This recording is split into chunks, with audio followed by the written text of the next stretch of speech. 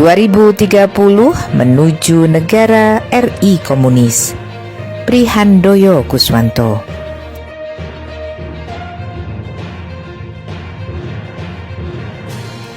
Jika 2024 bangsa ini tidak mampu mengembalikan Undang-Undang Dasar 1945 dan Pancasila dalam kehidupan berbangsa dan bernegara, maka bersiaplah Indonesia akan menjadi negara komunis.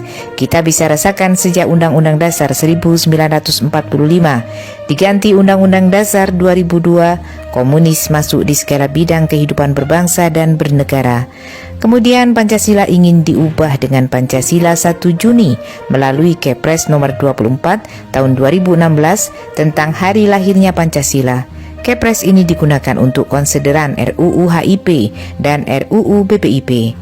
Kemudian lewat terbitnya Kamus Pahlawan Indonesia dengan dimasukkannya tokoh-tokoh PKI. Sebaliknya banyak ulama dan kiai dihapus dari kamus. Tidak ada yang protes. Dan lucunya, sejarah serangan umum 1 Maret di Yogyakarta, nama Soeharto sebagai pelaku utama bersama Panglima TNI Jenderal Sudirman dan Hamengkubuwono ke-9 dihapus. Kemudian ada juga pernyataan Panglima TNI Andika Perkasa soal anak PKI boleh masuk TNI. Puncak dari strategi menghidupkan PKI gaya baru adalah Kepres nomor 4 tahun 2023 dan Impres nomor 2 tahun 2023 tentang penyelesaian HAM masa lalu. Memutarbalikkan fakta dan menimpakan kesalahan kepada orang lain adalah strategi PKI. PKI sebagai pelaku pemberontakan G30S PKI dan pembunuhan para jenderal justru diubah menjadi korban HAM berat. Dan hari ini PKI merdeka karena korban HAM berat dan perlu disantuni, dipulihkan hak-haknya. Anehnya bangsa ini diam apatis melihat hal ini. TNI dan NU tertuduh pelanggar HAM juga tidak bergeming. Obor, One Belt One Road Cina, proyek ambisius dengan dana prestisius menjadikan Cina ingin meraih tampuk kepemimpinan dunia melalui hegemoni politik dan ekonomi. Cina telah berevolusi dari penganut ekonomi sosialisme atau komunis menjadi kapitalisme sejati, bersaing dengan Amerika Serikat dan sekutunya. Kehadiran Cina juga menjadi ancaman Amerika Serikat dalam menggusur pengaruhnya di pentas global.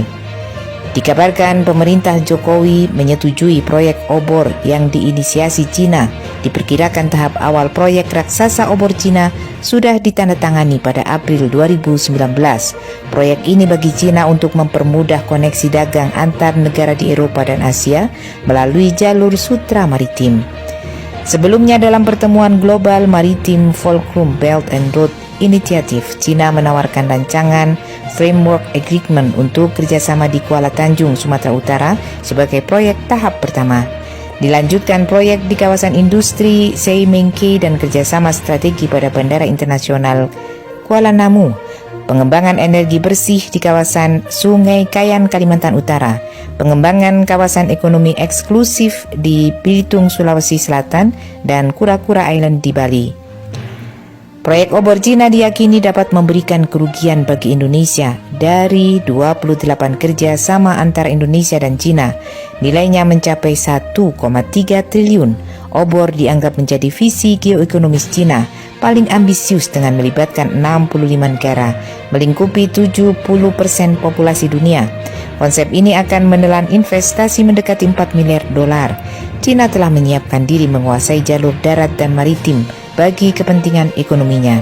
Ada 5 tujuan, yaitu koordinasi kebijakan, konektivitas fasilitas, perdagangan tanpa hambatan, integrasi keuangan, dan ikatan masyarakat people to people bond. Di jalur darat, Cina menggagas infrastruktur jalan kereta dan jalan raya, menghubungkan Cina dan Eropa. Untuk jalur maritim, Cina menggagas pembangunan sejumlah pelabuhan internasional dan tol laut sebagai sarana lalu lintas logistik dan zona penyimpanan untuk perusahaan-perusahaan Cina di kawasan tersebut. Dulunya Indonesia adalah negara merdeka, merancang pembangunan negara untuk kesejahteraan rakyat. Sekarang sejak Undang-Undang Dasar 1945 diganti Undang-Undang Dasar 2002, tidak lagi rakyat berdaulat. Celakanya para pemimpin tidak lagi berpikir tentang keadilan sosial, tetapi justru kepentingan oligarki dinomorsatukan. Apakah selama ini pembangunan untuk kepentingan rakyat? Hidup semakin sulit dan lapangan pekerjaan hanya untuk bangsa Cina. Demi kemakmuran rakyat RRC, mereka berbondong-bondong tanpa dokumen resmi. Itu adalah bentuk kejahatan yang harus diusut. Apakah bangsa ini butuh IKN? Atas dasar persetujuan siapa Jokowi ngotot IKN harus dibangun? Untuk siapa IKN? Ternyata semakin jelas arahnya. Jokowi menyerahkan detail pembangunan IKN kepada Cina dalam lawatannya 29 Juli 2023. Menyerahkan rancangan IKN kepada Cina adalah menyerahkan kedaulatan NKRI kepada Cina. Indonesia di tengah persimpangan PKI gaya baru sudah masuk ke segala lini. Kehidupan kewaspadaan kita ambyar, sebab justru PDIP menjadi motor pengganti negara berdasarkan Pancasila dengan Pancasila gaya baru 1 Juni. Tidak ada jalan lain selain melakukan perubahan yang mendasar, revolusi kembali ke Undang-Undang Dasar 1945 dan Pancasila untuk menyelamatkan Indonesia di usia 87 tahun.